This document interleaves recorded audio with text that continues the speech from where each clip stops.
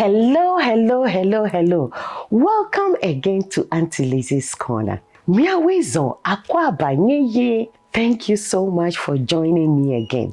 We've been on this real estate journey, trying to see how best we can choose the right home, how we can save money. Whether we want to rent an apartment, rent a home, or buy one for ourselves, how best can we save money in between all this? Join me again. Let's think about this.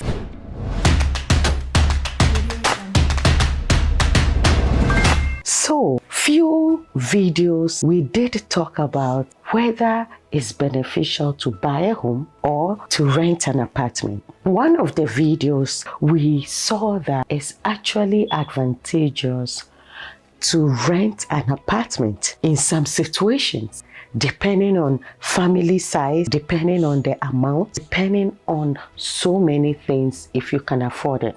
The closing fee, the money to put down. If you compare all that to investing that money, looking at the percentage difference, then you ask yourself, will it be worth it for me to buy a house? Or can I put that money into an investment that will give me a good return? Staying in an apartment with the family is not a bad idea. It all depends on how much you are paying for each. It's just the numbers game. How are you playing the game with the numbers? If you have a lot of family members like me staying in your home, then you look at it, like get a 4-bedroom apartment. How much would the 4-bedroom apartment be?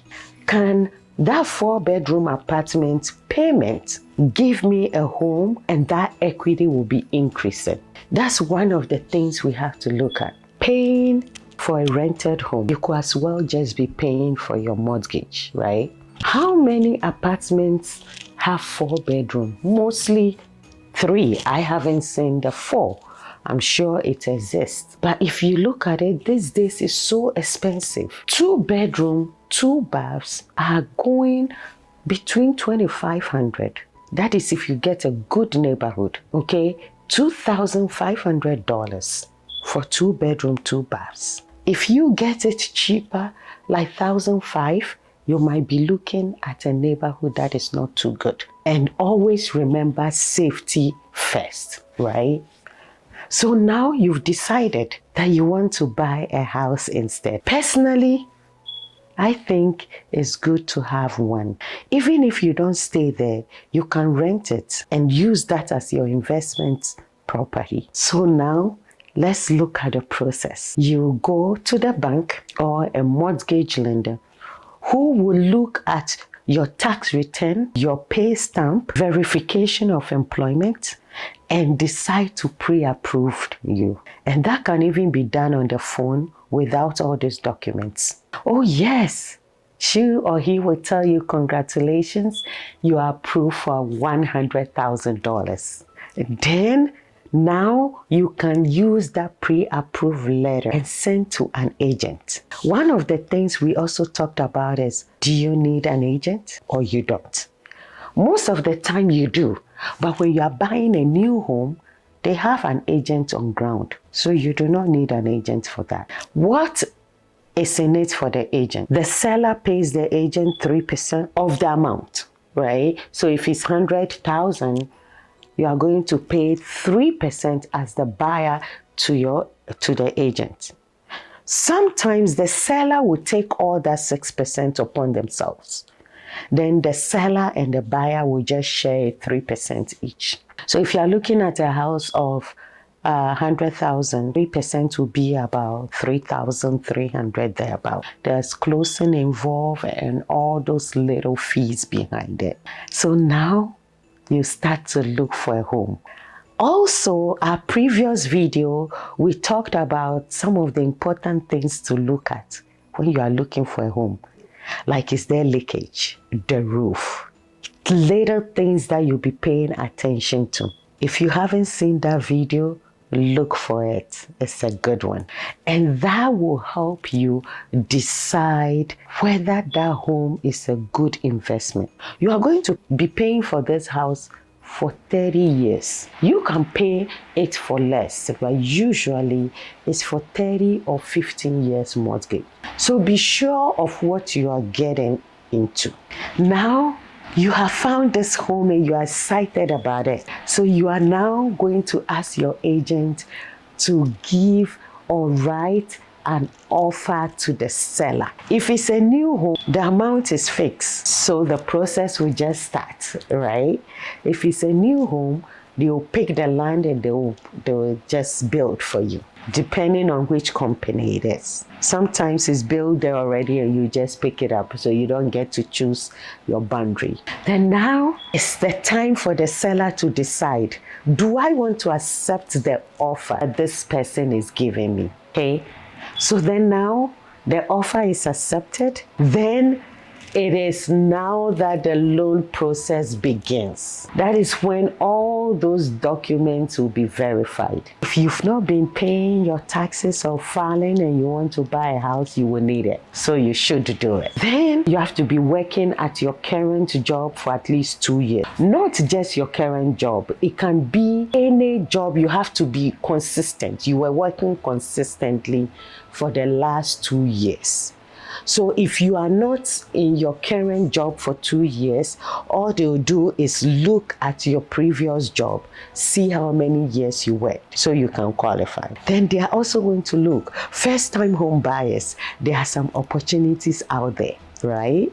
So then you can also take care of that as well. You might get some discounts there, or they might give you some money to pay for your down payment. So now you've told the seller you want a refrigerator, you want to pay $80,000 for the house instead of the $100,000 that you've been approved of. You want to start with some equity. The seller accepted. Yay! Your first congratulations, your first good news. Now the process or the real process starts. All those documents that the bank has asked for, they are going to now take it physically, or you send it to them electronically. They will now give you a fresh application to see if you qualify for this amount. The underwriter will be looking into every detailed things, like your utility bills that you paid before, were you owing, little things like that, because they want to make sure that you can pay. Are you paying any child support? Things like that. Now comes back to say congratulations. You are qualified. No more pre-qualification. You are really qualified. Then now you start preparing and getting ready to the closing. The title company is going to take over. Title company, one of the things that they do is to look and see if there is any lien on the property. What I mean is that when someone calls maybe a painter to come paint a house, and the painter says, I'll be taking $100. They finish the job and the seller decide not to pay them. The painter can go to the state and go put a lien on the property. And that means that anytime this property is sold, the painter will take that $100 back. Or the painter can decide that $100, I'm going to put 3% on it. And yes, without paying the painter, that house will not be sold. If not, it will be passed on to you. So it's the title company's responsibility to make sure that there is no lien on the house. Then after every investigation and everything is gone through, last documentation will be asked for again, especially your paycheck. Then congratulations. We have a date for closing. You are going to be closing on this house. This is when every paper will be signed. All the terms of the bank will be written for you to sign. It's a lot of documents. You also have a notary, the side to show that yes, you are who you say you are. And after going through all that, then that's when the title company will say, congratulations, this is the key. You got it.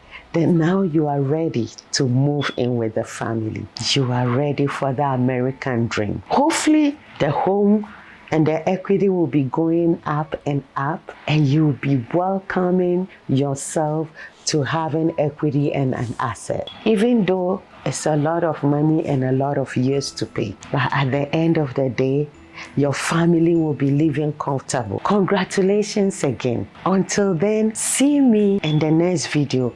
Let's dive more into some secret thing getting a home. Don't forget to subscribe, share. Let this be a blessing to someone so we can avoid some of the mistakes each of us, including myself, have done over the years when trying to get a home. Let's make money together. Let's save money together by getting into the right home. Thank you.